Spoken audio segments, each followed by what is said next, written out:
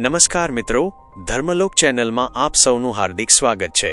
આજે આપણે જ્યોતિષ શાસ્ત્રની એક એવી રાશિ વિશે વાત કરવા જઈ રહ્યા છીએ જેમના મનમાં શું ચાલે છે એ સમજવું દુનિયાના સૌથી અઘરા કામોમાંનું એક છે અને એ રાશિ છે મિથુન રાશિ। જો તમારી રાશિ મિથુન છે તો આજે તમને એવું લાગશે કે કોઈ તમારા જીવનનો અરીસો તમારી સામે ધરી રહ્યું છે અને જો તમે મિથુન રાશિના વ્યક્તિ સાથે સંબંધ ધરાવો છો તો તમને સમજાશે કે આ માણસ આટલો રહસ્યમય કેમ છે।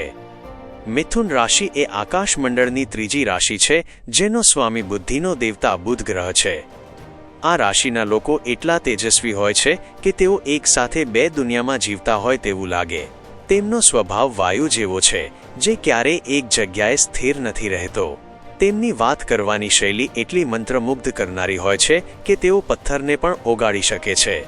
ઉદાહરણ તરીકે, જો કોઈ મિથુન રાશિનો વ્યક્તિ સામાન્ય શાકભાજી વેચતો હોય તો પણ તે એવી રીતે વાત કરશે કે તમે ન લેવાનું હોય તો પણ તેની પાસેથી ખરીદી કરીને જ ઘરે જશો। તેમની બુદ્ધિ હંમેશા કંઈક નવું શોધવામાં લાગેલી હોય છે અને તેઓ વાતોના એટલા વળગણવાળા હોય છે કે કોઈ પણ અજાણ્યા વ્યક્તિને 5 મિનિટમાં પોતાના મિત્ર બનાવી શકે છે। જ્યારે પરિવારની વાત આવે છે ત્યારે મિથુન રાશિના લોકો ઉપરથી ગમે તેટલા પ્રેક્ટિકલ દેખાય પણ અંદરથી તો તે સાવ મીણ જેવા નરમ હોય છે। તેમના હૃદયના ખૂણે હંમેશા પોતાના કુટુંબ માટે એક વિશેષ લાગણી છુપાયેલી હોય છે। પૈસાની બાબતમાં તેઓ ખૂબ મહેનતુ છે પણ એક તકલીફ છે કે તેમના હાથમાં પૈસા ટકતા નથી। જેમ રેતી મુઠ્ઠીમાંથી સરી જાય તેમ મિથુન રાશિના જાતકો પાસે લક્ષ્મી આવે છે તો ખરી પણ ખર્ચના રસ્તાઓ પહેલાથી જ તૈયાર હોય છે। તેમની વાણીમાં ગજબની મીઠાશ અને સંમોહન હોય છે, તેથી જ તેઓ સમાજમાં બહુ જલ્દી લોકપ્રિય થઈ જાય છે। તેમના પરાક્રમની વાત કરીએ તો આ લોકો ડરપોક નથી હોતા। તેમનામાં એક રાજા જેવી હિંમત હોય છે। તમે માર્ક કરજો કે મિથુન રાશિના જાતકોના ઘરની આસપાસ કોઈ જૂનું મંદિર અથવા મોટી શાળા ચોક્કસ હશે। તેઓ જ્યારે પણ કોઈ નવું કામ હાથમાં લે છે ત્યારે પૂરેપૂરી તાકાત લગાવી દે છે પણ દ્વિસ્વભાવ હોવાને કારણે ઘણીવાર આ કરું કે પેલું કરું એમાં અટવાઈ જાય છે। ધારો કે તેઓ રેસ્ટોરન્ટમાં જમવા ગયા હોય તો મેનુ કાર્ડ જોઈને ઓર્ડર આપતા પહેલા 5 વાર વિચારશે કે પંજાબી મંગાવું કે ગુજરાતી। આ તેમની નબળાઈ નથી પણ તેમની ઝીણવટભરી વિચારવાની પદ્ધતિ છે। તેમની માતાના જીવનમાં ઘણો સંઘર્ષ જોવા મળે છે અને ઘણીવાર માતાનું સ્વાસ્થ્ય પણ નરમ ગરમ રહેતું હોય છે।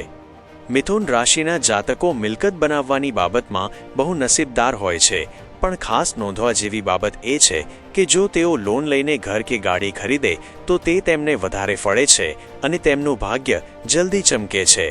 પ્રેમ સંબંધોમાં આ રાશિના લોકો ખૂબ જ ગંભીર હોય છે।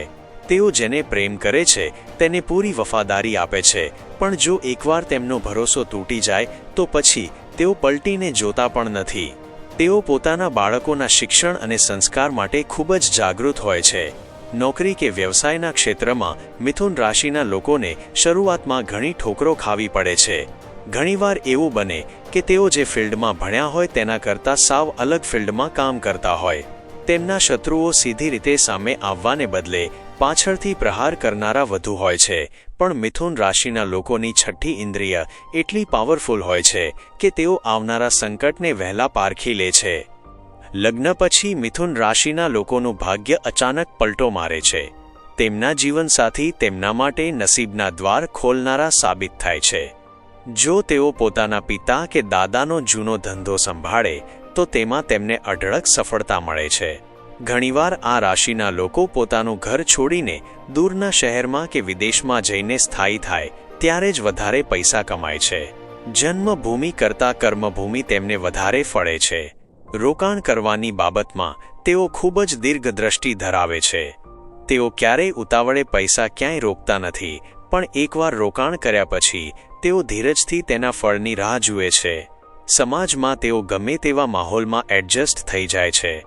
જો કોઈ ભણેલા લોકોની સભા હોય તો ત્યાં તેઓ વિદ્વાન બની જશે અને જો કોઈ અભણ લોકો વચ્ચે બેઠા હોય તો ત્યાં પણ તેઓ તેમની ભાષામાં વાત કરીને મન જીતી લેશે। તમારા જીવનમાં આવતી દરેક મુસીબતનો ઉકેલ ભગવાન ગણેશની ભક્તિમાં છુપાયેલો છે। જો તમે દર બુધવારે ગણપતિ દાદાને દુર્વા ચઢાવો તો તમારી બુદ્ધિ અને વેપારમાં 4 ગણો વધારો થશે। તમારા માટે 5 નંબર અત્યંત શુભ છે, જે તમારો લકી નંબર ગણાય છે. તમારી ગાડીનો નંબર કે મોબાઈલ નંબરનો સરવાળો જો 5 થતો હોય તો તે તમારા માટે પ્રગતિના દ્વાર ખોલશે. આ બધી વાતો કોઈ ગ્રહોના ગોચર પર આધારિત નથી, પણ મિથુન રાશિના મૂળભૂત સ્વભાવ પર આધારિત છે. મને ખાતરી છે કે આ વાતો તમારા જીવન સાથે 80-90% મેચ થતી જ હશે.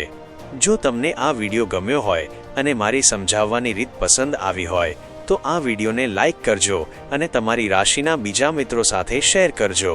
ધર્મલોક ચેનલને હજુ સુધી સબસ્ક્રાઇબ ન કરી હોય તો અત્યારે જ કરી લેજો. આપ સૌનું જીવન સુખમય અને શાંતિમય રહે તેવી ઈશ્વરને પ્રાર્થના. જય શ્રી રામ.